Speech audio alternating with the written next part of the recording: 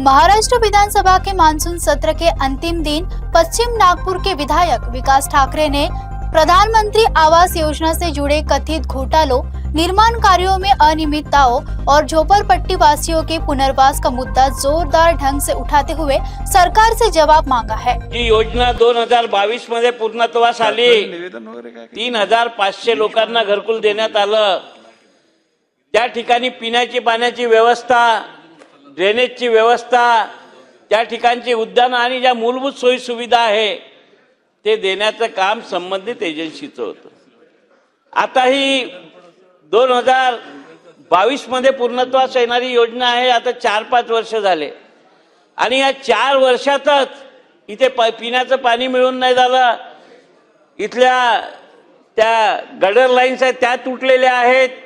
उद्यान म्हणजे जे कंत्राटदारांनी लोकांना सोयी सुविधा द्यायला पाहिजे होत्या त्या दिल्या नाही आणि हा का दिला नाही याचा प्रश्न तर याच्यात तुम्ही उत्तर दिलं आहे की हे गाळेधारक नोंदणीकृत सोसायटीवरून सोसायटी मार्फत मूलभूत सुविधा देखभाल केली जाते। ही सुविधा देखभाल फक्त जे रेग्युलर नियमित साफसफाईचं काम आहे त्याची आहे, परंतु ही योजना जेव्हा पूर्णत्वास आली आणि त्यांना ज्या आपण पिण्याचं पाणी, गटर लाईन्स, उद्यान, समाज मंदिर ते काहीच झालेलं नाही।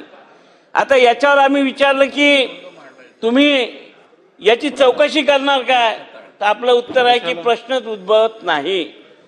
तर माझा मुख्य प्रश्न आहे की या ज्या घरकुल झालं 3,580 घरकुल पंतप्रधान आवास योजनेअंतर्गत हे 4च वर्ष झाले असून तिथल्या लोकांची हलाखीची परिस्थिती आहे।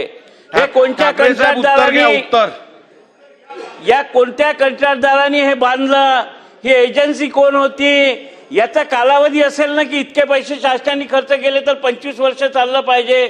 4च वर्षात आज रस्त्यांची दयनीय परिस्थिती झाली आहे।